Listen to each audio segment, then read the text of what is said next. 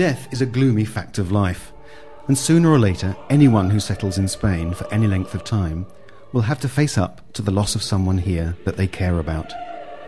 We can learn from the Spanish attitude to death. They respect their dead, and every year they take time out to do so in a formal framework, with a feast day on the 1st of November of All Saints, known here as El Día de Todos los Santos. Families descend en masse on the local cemetery. They take with them armfuls of flowers, which they use to decorate the front of the nichos, within which their loved ones lie. Nichos are the niches or recesses in the walls of the cemetery where most people are buried. You see people stand quietly in prayer or contemplation. How could it not be, with so many memories evoked by the names and dates on so many stones?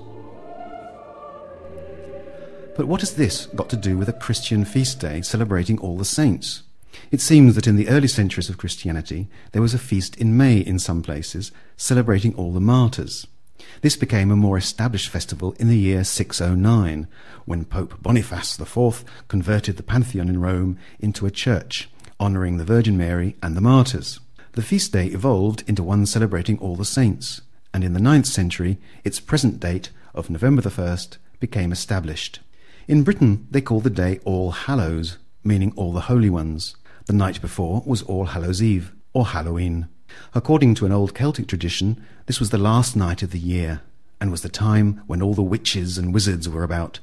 The rituals involved in that night found their way to the United States, where they evolved into the supposedly light-hearted celebration of all things ghoulish that we know today, and which is gradually catching on with Spanish children. The 1st of November has other resonances that may explain why it was chosen to commemorate the dead. As for food, perhaps most touchingly symbolic of all are buñuelos de viento, little airy morsels of fried choux paste stuffed with pastry cream, and very popular at this time. The symbolism is in the name, which translates as puffs of wind.